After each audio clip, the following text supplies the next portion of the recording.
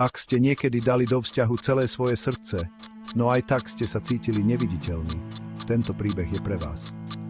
Možno ste boli ten, kto vždy počúva, kto sa stará, kto je pripravený pomôcť, ale napriek tomu ste zostali v úzadí. Je to pocit, ktorý pozná viac ľudí, než by ste si mysleli. Pocit, že ste pre niekoho dôležití, ale nikdy nie dosť na to, aby ste boli v centre pozornosti. Pretože niekedy, keď dáte zo seba všetko, zostanete v tieni. Je to, ako by ste boli súčasťou deja, ale nikdy nie hlavnou postavou. Vaša prítomnosť je dôležitá, ale málo kto si ju naozaj všimne. Poďme sa rozprávať o tom, čo to znamená byť tieňovým hráčom. Dáte do toho všetko. Snažíte sa byť oporou, ste pripravení vypočuť, podržať, povzbudiť. Vaša láskavosť a oddanosť sú skryté, ale skutočné. Ste tam pri každom neskorom nočnom telefonáte, pri každom smiechu, pri každom malom momente.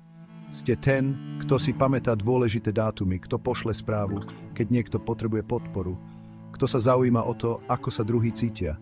Ale nejako vždy niekto iný získa pozornosť. Sledujete, ako sa svet točí okolo tých, ktorí sú hlasnejší, výraznejší alebo jednoducho populárnejší. Vy ste ten, kto stojí bokom, aj keď by ste si zaslúžili byť vpredu. 4-krát ten istý príbeh. 4-krát ste len ten, kto otvoril dvere. Ste ten, kto pripraví všetko, aby sa ostatní cítili dobre, ale málo kto si všimne, koľko úsilia ste do toho vložili. Pozeráte sa, ako sa usmieva na niekoho iného na párty. Sledujete, ako sa jej oči rozžiaria, keď príde niekto iný, a vy zostávate v úzadí s úsmevom, ktorý skrýva sklamanie. Pošlete tú správu v nádeji, že dnes je ten deň, keď vás uvidí, nielen ako kamaráta, ale ako toho, komu na nej záleží najviac. Každé slovo píšete s nádejou, že tentokrát to bude iné, že tentokrát si vás všimne. Ale vaše slová sa stratia v hluku.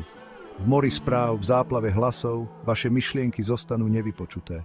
Je to, ako by ste kričali do prázdna, no nikto neodpovedá.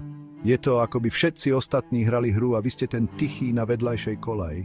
Dúfate, čakáte, trpíte. Najťažšia časť? Odísť so vstýčenou hlavou. Nájsť v sebe silu povedať si, že aj keď ste neboli v centre diania, vaša hodnota sa tým neznižuje. Ale to je vaša skutočná sila. Vaša schopnosť zostať verný sebe, aj keď vás nikto nevidí. Vaša odvaha pokračovať, aj keď sa zdá, že na vás zabudli. Nemusíte byť najhlasnejší, aby ste boli dôležití.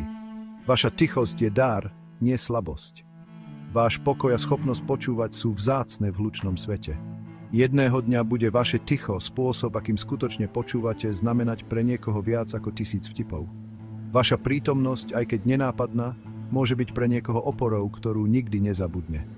Možno práve vaša schopnosť byť tu pre druhých v tichosti je to, čo robí